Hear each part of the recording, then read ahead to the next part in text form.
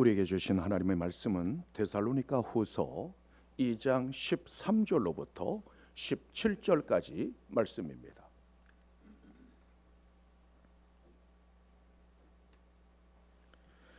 주께서 사랑하시는 형제들아, 우리가 항상 너희에 관하여 마땅히 하나님께 감사할 것은 하나님이 처음부터 너희를 택하사 성령의 거룩하게 하심과 진리를 믿음으로 구원을 받게 하심이니, 이를 위하여 우리의 복음으로 너희를 부르사 우리 주 예수 그리스도의 영광을 얻게 하려 하심이니라.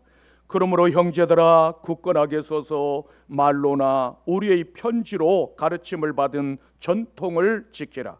우리 주 예수 그리스도와 우리를 사랑하시고 영원한 위로와 좋은 소망을 은혜로 주신 하나님 우리 아버지께서 너희 마음을 위로하시고 모든 선한 일과 말에 굳건하게 하시기를 원하노라. 오늘 우리에게 주신 하나님의 말씀입니다.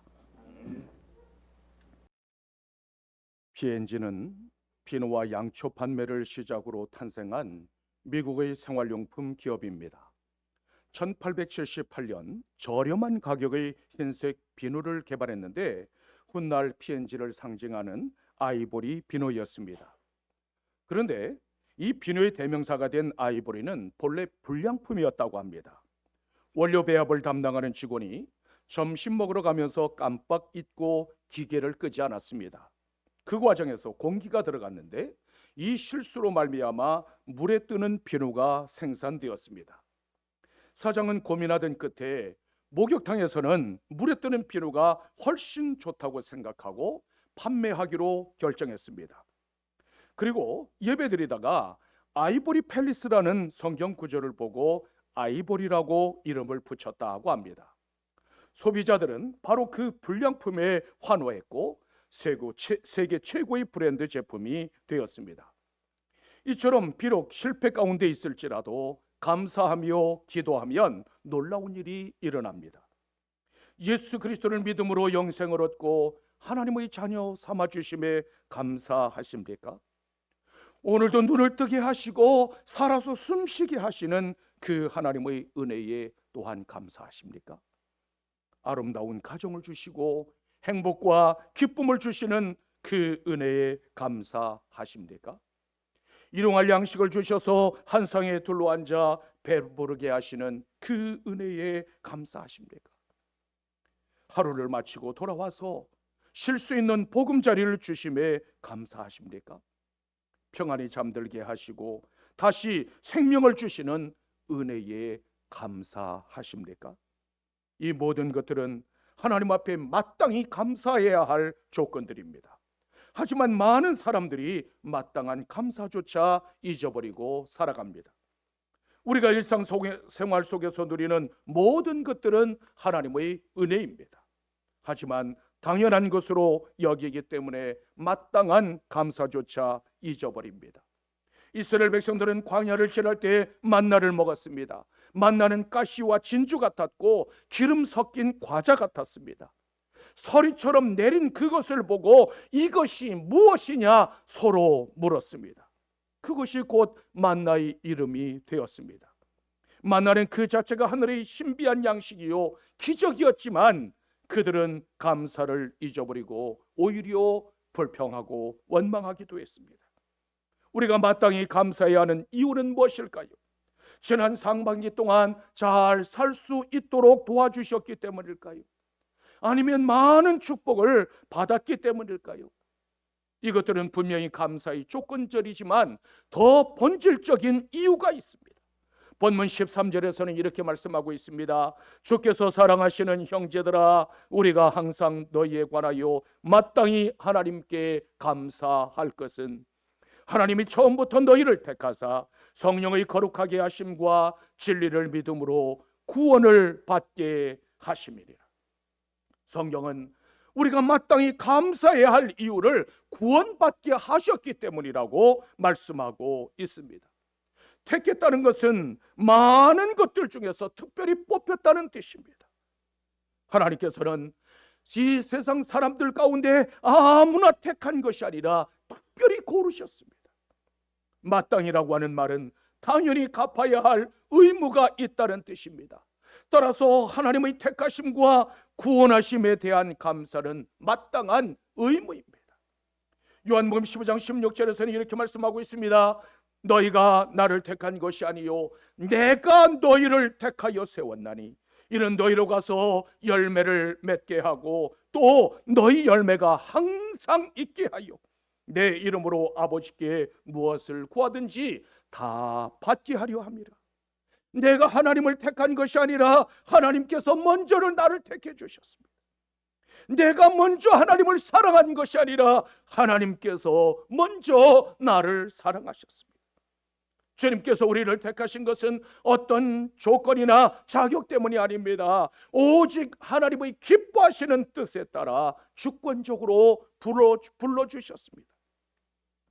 따라서 주님의 택하심과 부르심은 생각하면 생각할수록 감사한 일입니다. 더구나 로마서 5장 8절에서는 이렇게 말씀하고 있습니다. 우리가 아직 죄인 되었을 때에 그리스도께서 우리를 위하여 죽으심으로 하나님께서 우리에 대한 자기의 사랑을 확증하셨느니라. 우리는 여전히 마귀의 종노릇하며 교만과 불순종과 미움과 시기와 다툼 가운데 살았습니다. 하나님 앞에 나아갈 수 없는 죄인들이었지만 아들의 십자가로 우리를 대속하셔서 하나님의 자녀로 삼아주셨습니다. 이제는 예수 그리스도의 손을 붙잡고 하나님의 보좌 앞으로 가까이 나아갈 수 있게 되었습니다. 그러므로 구원이란 은혜의 보좌 앞으로 나아가는 출입증과 같습니다. 에베소서 1장 4절에서는 이렇게 말씀합니다. 창세전에 그리스도 안에서 우리를 택하사 우리로 사랑 안에서 그 앞에 거룩하게 하고 흠이 없게 하시리라. 우리를 택하신 목적은 하나님께서 보실 때 흠이 없고 거룩함에 이르는 데 있습니다. 하나님께서 창세전에 우리를 택하시고 또한 우리를 사랑하셔서 구원의 길이신 예수 그리스도를 보내주셨습니다. 그 예수 그리스도를 믿음으로 사망의 그늘에서 벗어나 생명을 얻게 되었습니다. 나의 온몸을 칭칭 동여맸던 죄와 사망의 사슬은 끊어졌습니다. 우리가 택함 받은 것은 무슨 자격이나 공로가 있어서가 아니라 전적인 하나님의 은혜입니다. 그러므로 구속의 은총을 받은 자들로서 하나님 앞에 감사 또 감사드릴 수 있는 여러분들이 되시기를 주님의 이름으로 축원합니다. 그런데 왜 마땅한 감사조차 실종되었을까요? 감사의 실종은 어제 오늘의 이야기가 아닙니다. 감사의 실종은 곧 믿음의 실종입니다. 누가복음 17장에는 예수님께서 나병 환자 10사람을 고쳐주신 기록을 남겨놓고 있습니다. 주님께서 어느 마을에 들어가셨는데 그곳에서 10사람의 나병 환자들을 만났습니다. 예수 선생님이여, 예수 선생님이여, 우리를 불쌍히 여기소서. 주님께서는 그들을 향해 가서 제사장에게 너희 몸을 보이라고 말씀하셨습니다. 이 말씀을 듣고 제사장으로 가는 도중에 몸이 깨끗해졌습니다. 그 중에 한 사람이 자기의 병이 나은 것을 보고 큰 소리로 하나님께 영광을 돌리며 돌아와 주님의 발 앞에 엎드려 감사드렸습니다. 그는 사마리아 사람이었습니다. 이때 예수님께서 그 사람을 향하여서 말씀하셨습니다. 10사람이 다 깨끗함을 받지 아니하였느냐? 그런데 그 9은 어디 있느냐? 10사람이 똑같은 은혜를 받았지만 사마리아 사람 한 사람만 주 앞에 나와 감사하며 영광을 돌렸습니다. 이처럼 감사는 구속의 은혜를 아는 데서부터 시작되고 하나님을 향한 믿음과 구원으로 완성됩니다. 하나님께서 나를 지극히 사랑하셔서 독생자 예수 그리스도를 십자가에 내어주셨습니다. 우리 주님께서는 나 때문에 매를 맞으시고 조롱당하시고 십자가에 못 박히셨습니다. 옆구리를 창에 찔린 채 온몸의 물과 피를 다 쏟으심으로 우리를 구원하셨습니다. 이 사랑과 이 놀라운 은총에 감사하지 않아도 될 사람이 과연 누가 있겠습니까? 이 놀라운 은혜를 깨달은 사람은 마땅히 감사하며 살아갑니다. 우리가 가진 것 중에 하나님께서 주시지 않은 것이 있을까요? 하나님께서는 우리에게 생명을 주셨고 건강을 주셨고 가정을 주셨고 자녀들을 주셨습니다. 일할 수 있는 일터와 생업을 주셨습니다. 일용할 양식을 놓고 하나님 앞에 감사하지 않아도 될 사람이 과연 있을까요? 광야와 같은 이 세상에 살아가면서 하나님의 도우심을 받지 않은 사람이 과연 누가 있겠습니까? 자격도 공로도 없는 우리에게 조건 없는 하나님의 놀라운 은혜가 임했습니다. 그러므로 하나님의 그 크신 은혜와 사랑에 마땅히 감사드릴 수 있는 여러분들이 되시기를 주님의 이름으로 축원합니다. 하나님의 택하심과 부르심에 응답하면 어떻게 될까요? 먼저 그리스도의 영광에 동참하는 특권을 주십니다. 본문 14절에서는 이렇게 말씀하고 있습니다. 이를 위하여 우리의 복음으로 너희를 부르사 우리 주 예수 그리스도의 영광을 얻게 하려 하심이리라. 하나님께서 창세전부터 택하신 자들을 복음으로 부르신 목적이 어디에 있을까요? 장차 하나님의 나라에서 그리스도의 영광에 동참하는 특권을 주시기 위함입니다. 우리 주 예수 그리스도의 영광은 그리스도께서 소유하신 영광이라는 뜻입니다. 따라서 그리스도의 영광은 하나님 보좌 우편에 계시는 영광이며 모든 무릎을 그 이름에 꿇게 하시는 영광입니다. 복음은 그리스도께서 소유하신 그 영광으로의 초대장과 같습니다. 일반적인 초대장에는 일시와 장소와 초청하는 내용이 들어 있습니다. 그러나 복음의 초청장에는 예수 그리스도의 영광에 동참할 수 있는 특권이 쓰여 있습니다. 요한계시록 3장 21절에서는 이렇게 말씀하고 있습니다. 이기는 그에게는 내가 내 보좌에 함께 앉게 하여 주기를, 내가 이기고 아버지 보좌에 함께 앉은 것과 같이 하리라. 보좌는 통치권을 상징합니다. 따라서 성도가 그리스도의 보좌에 함께 앉는다는 것은 주님과 함께 만국을 다스린다는 뜻입니다. 우리가 예수 그리스도의 영광에 동참한다는 것은 장차 심판주로 다시 오실 그 주님의 보좌에 함께 앉아 다스리는 영광.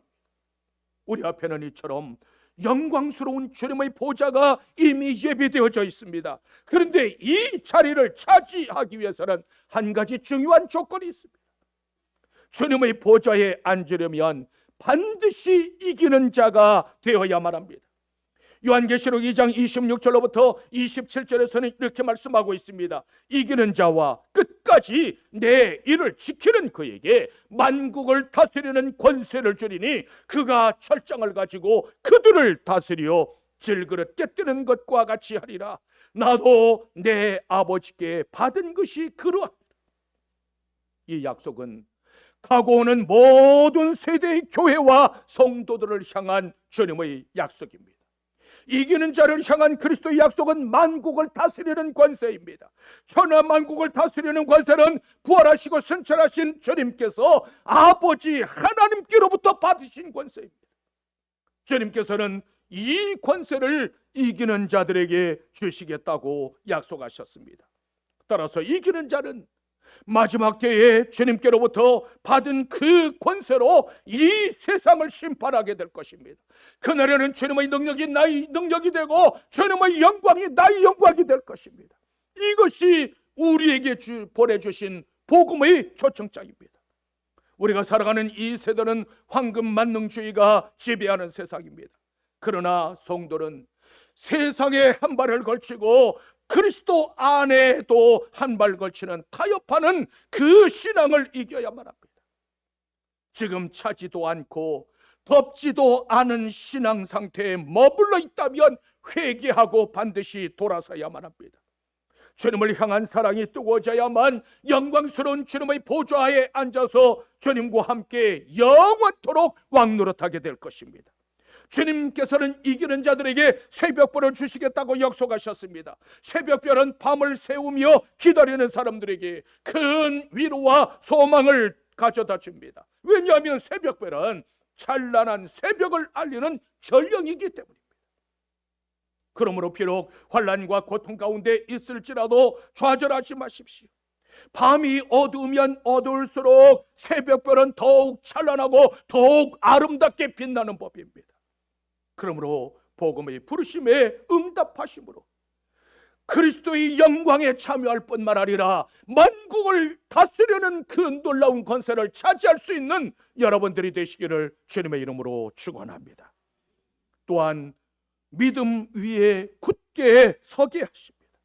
본문 15절에서는 이렇게 말씀하고 있습니다. 그러므로 형제들아 굳건하게 서서 말로나 우리의 편지로 가르침을 받은 전통을 지키라. 어떤 형편이나 어떤 상황에 따라서 흔들리지 말고 오직 주를 믿는 믿음 안에 견고하게 서 있으라는 말씀입니다. 지금 당장 어렵고 지금 당장 힘들어도 너희는 결코 믿음의 자리에서 벗어나지 말고 반드시 단단히 주를 붙들고 이겨내라는 말씀. 고린도전서 15장 2절에서는 이렇게 말씀합니다. 너희가 만일 내가 전한 그 말을 굳게 지키고 헛되이 믿지 아니하였으면 그로 말미암아 구원을 받으리라. 주의 말씀을 믿고 굳게 지키면 구원받는다는 말씀입니다. 우리가 믿음 위에 굳게 서려면 하나님의 말씀을 들을 뿐만 아니라 마음판에 새겨야만 합니다. 하나님의 말씀을 소중하게 간직하지 않으면 길가에 떨어진 씨앗을 새가 와서 먹어버리듯이 사탄에게 빼앗겨버리고 맙니다. 아울러 하나님의 말씀은 단지 듣고 아는 것으로 그쳐서는 안 됩니다. 아는 것도 중요하지만 그 말씀을 삶의 기준으로 삼아 마음판에 새기고 지켜 행하는 것, 그것이 바로 참된 신앙인의 자세입니다. 그렇다면 믿음 위에 굳게 설 수 있는 방법은 어디에 없을까요? 골로새서 2장 7절에서는 이렇게 말씀하고 있습니다. 그 안에 뿌리를 박으며 세움을 받아 교훈을 받은 대로 믿음에 굳게 서서 감사함을 넘치게. 나무가 생명수 시냇가에 뿌리를 내려 사시사철 푸르고 철따라 열매를 맺는 것처럼 우리는 예수 그리스도 그 안에 뿌리를 내려야만 합니다. 그뿐만 아니라 우리는 감사가 넘치는 삶을 살아가야만 합니다. 그런데 믿음이 없이는 감사할 수 없습니다.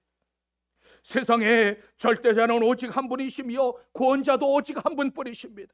따라서 이 세상을 지으시고 주관하시는 하나님만이 나의 구원자시라는 이 믿음이 있어야만 감사할 수 있습니다.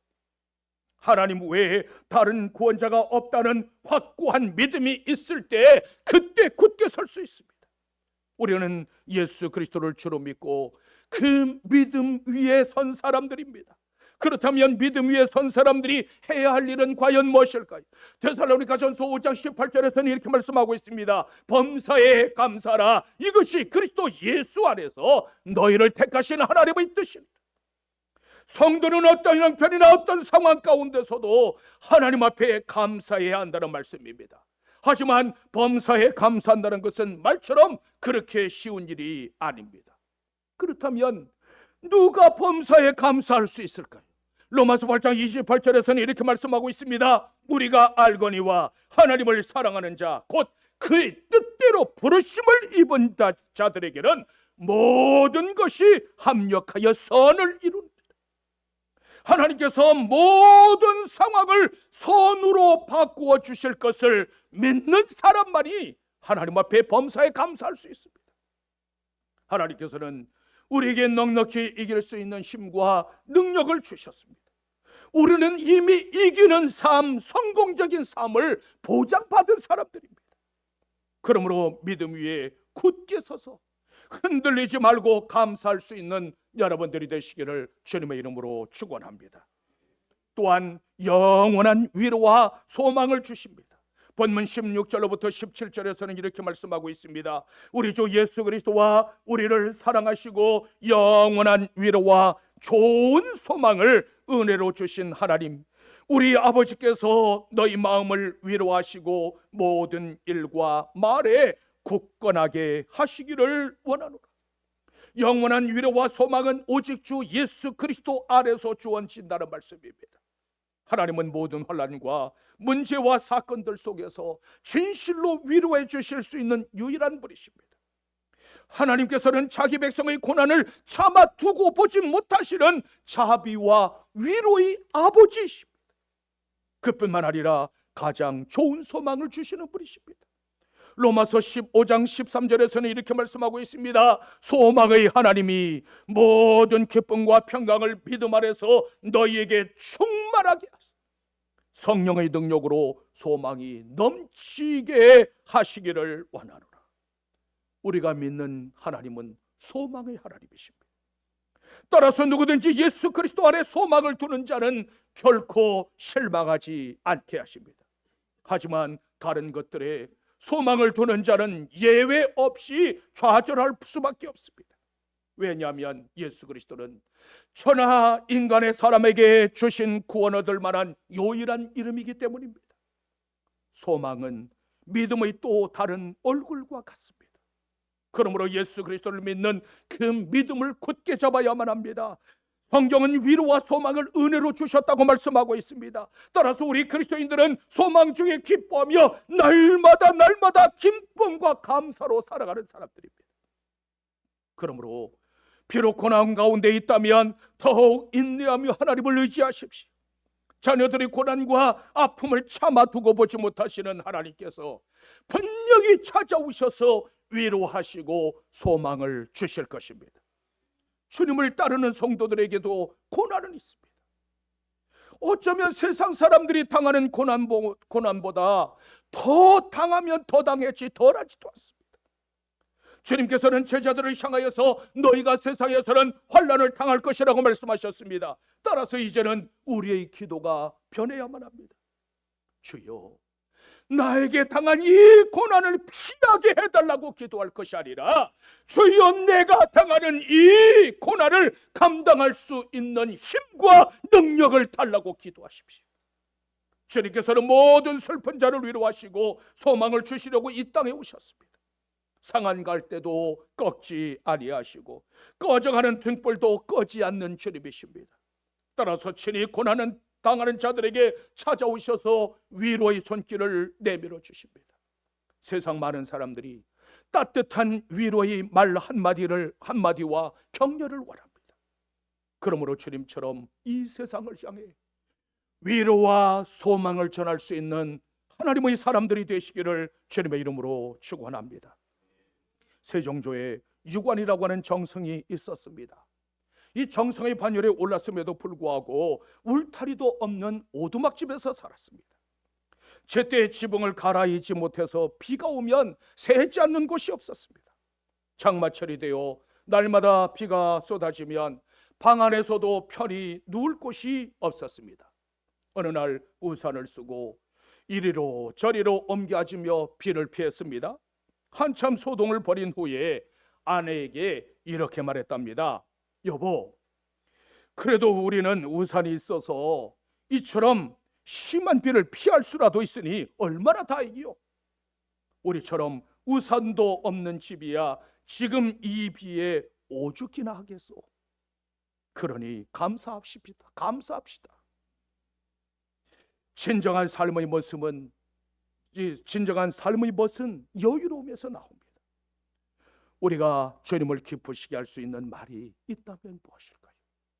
여러분, 우리가 무슨 말을 하면, 내가 무슨 말을 하면 주님께서 정말 기뻐하실까요? 두말할 필요도 없이 주님 감사합니다. 모든 것이 주님 은혜입니다. 모든 것이 주님의 사랑입니다. 이 한마디면 족하지 않을까요? 감사의 또 다른 말은 믿음입니다. 감사는 믿음으로 드리는 신앙 고백입니다. 감사는 하나님의 축복을 담는 그릇이기도 합니다. 우리는 지금 감사의 실종 시대를 살아가고 있습니다. 그리스도인들에게 또 다른 별명이 있다면 범사에 감사하는 사람들이 아닐까요? 주님께서 베풀어 주신 은혜에 마땅한 감사로 영광을 돌려드릴 수 있는 여러분들이 되시기를 주님의 이름으로 축원합니다.